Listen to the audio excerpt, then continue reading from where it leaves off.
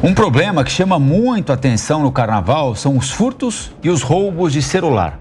Só agora no sábado passado, uma mulher foi presa com 22 aparelhos na cidade de São Paulo. Uma mulher, 22 aparelhos. Mas o que fazer quando se tem o celular furtado ou roubado? A gente vai conversar agora com o Luiz Augusto Durso, que é advogado especialista em cybercrimes e direito digital. Tudo bem, Luiz Augusto? Bom dia. Bom dia, Rafael. Bom dia, Paula. Bom dia a todos que nos acompanham. Bom, nós noticiamos agora há pouquinho que houve um recorde, não especificamente no Carnaval, mas também por causa do Carnaval, de gente inscrita naquele aplicativo disponibilizado pelo Ministério da Justiça, que serve para bloquear o aparelho, bloquear aplicativos em caso de roubo. Um terceiro faz isso, claro, já que o celular cadastrado foi objeto do furto ou do roubo. É uma medida eficaz? Esse aplicativo é eficaz, doutor Durso?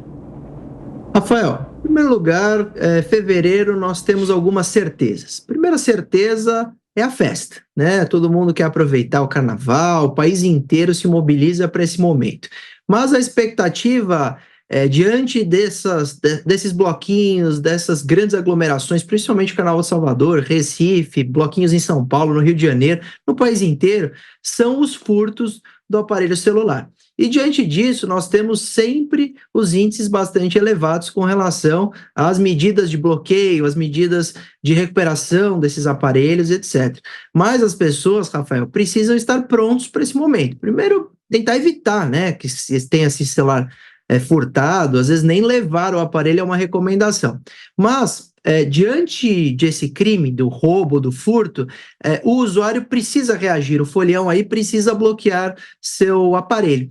Só que o aplicativo Celular Seguro deve ser só uma das iniciativas, ela é só uma lembrança que o usuário deve ter, porque diante da sua pergunta, ele é eficiente para fazer todo o bloqueio? Não, não é. O aplicativo Celular Seguro, ele bloqueia as contas bancárias, ele bloqueia o chip da operadora, mas ele não remove os dados no aparelho. Ele não faz o bloqueio, de fato, de tudo que ali está, as fotos, mensagens, redes sociais logadas, tudo isso permanece funcionando, mesmo que o usuário lembre de fazer o bloqueio no aplicativo Celular Seguro. Então, o usuário deve lembrar de se preparar para esse momento quando for para esses locais de grande aglomeração.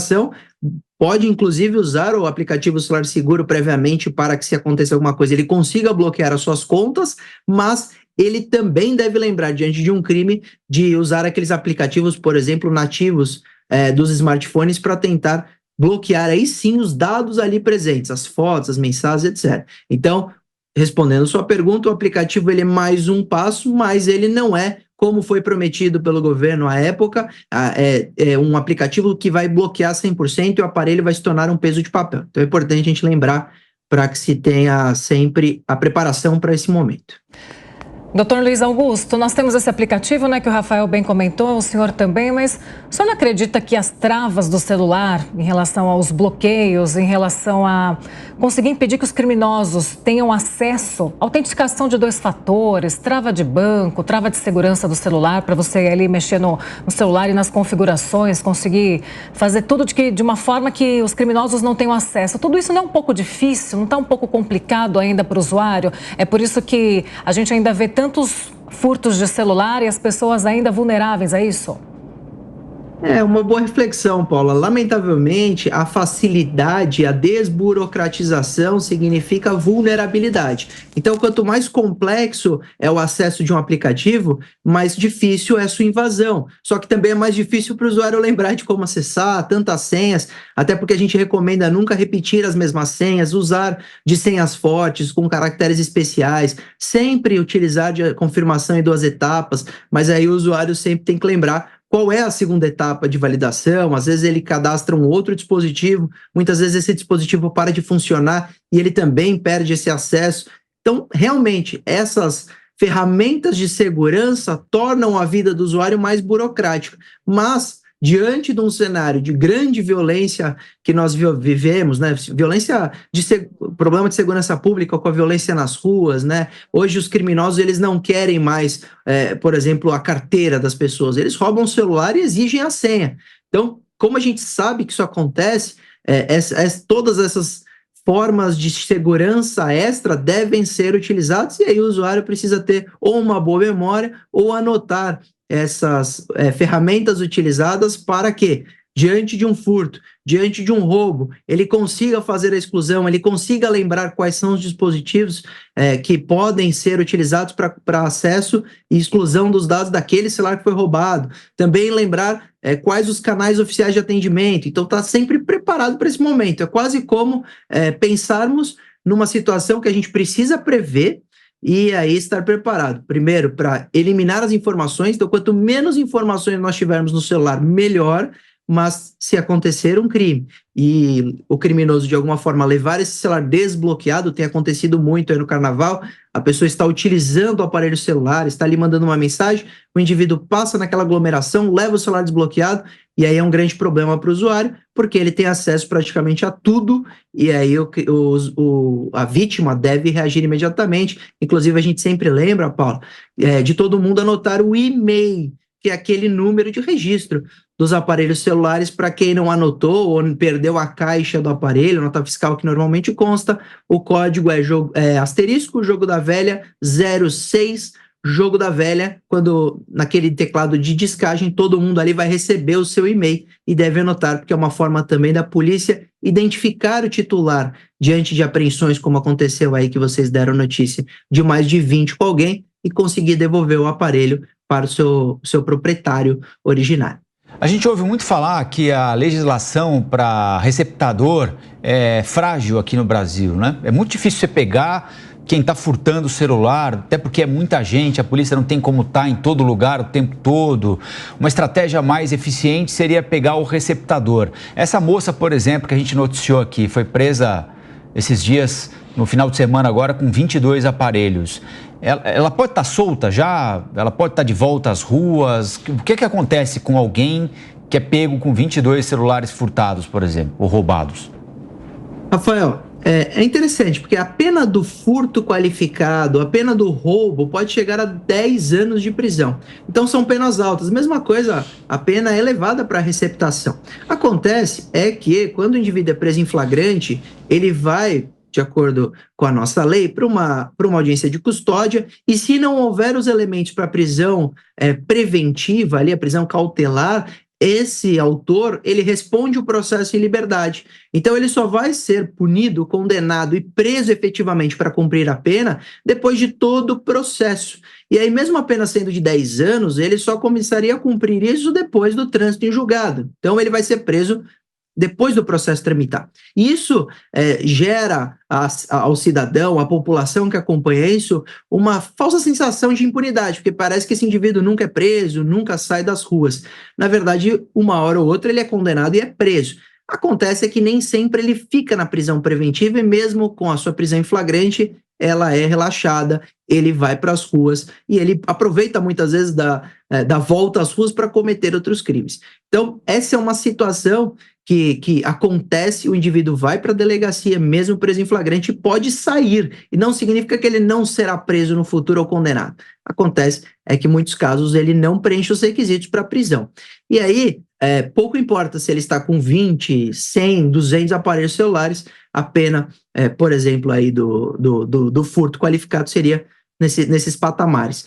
Outra coisa, Rafael, muitas vezes esse receptador, né, essa pessoa, ela nem vende esse aparelho celular no Brasil. Nós vimos grandes operações aí realizadas no ano passado que apreenderam mais de 200, 300 aparelhos celulares que já estavam em malas para o envio à África, porque muitas vezes a gente faz o bloqueio do e-mail aqui no Brasil, ele não vai ler o chip de operadoras brasileiras, mas eles fazem o desbloqueio para operadoras, por exemplo, na África, e esse celular vai ser vendido lá na África. Então, mesmo que a gente puna com rigor o receptador, na verdade, ele nem está sendo vendido no território nacional, o receptador está enviando lá para a África. Então, a gente precisa controlar melhor e a gente precisa fazer o que a gente chama de investigação inteligente, com, de fato, tecnologia para encontrarmos essas quadrilhas que hoje têm um grande objetivo comum, que é furtar e roubar aparelhos celulares, muitas vezes se aproveitar dos aplicativos ali bancários, das redes sociais para aplicar novas fraudes, para cometer outros crimes e revender esse aparelho, porque ele tem um valor agregado hoje muito grande. Só que a revenda é fora do país. Aí a gente depende também da Polícia Federal, da Receita Federal, para monitorar tanto aeroportos como os portos para encontrar essas quadrilhas que hoje são muito bem organizadas, lamentavelmente. Luiz Augusto, você falou dos aplicativos bancários. Você acha que os bancos eles estão preparados para lidar com o usuário que foi assaltado ali, que levaram o celular dele? Por exemplo, eles facilitam o acesso. A gente tem que ligar para o banco, nosso celular foi roubado, liga para o banco, faz o bloqueio, eles fazem. Aí o criminoso consegue acesso ao banco, enfim, faz algum tipo de transferência. Aí como que o banco tem que agir? Ele consegue devolver com facilidade esse dinheiro ou está demorando muito esse processo? Enfim, como que você vê a atuação dos bancos também nesses casos de furtos e assaltos de celular?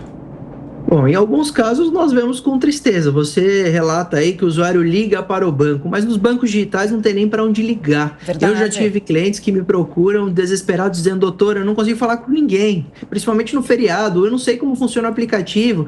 O aplicativo que eu estava logado no meu banco digital foi levado junto com o meu aparelho celular. Como que eu faço essa comunicação de aparelho de terceiro?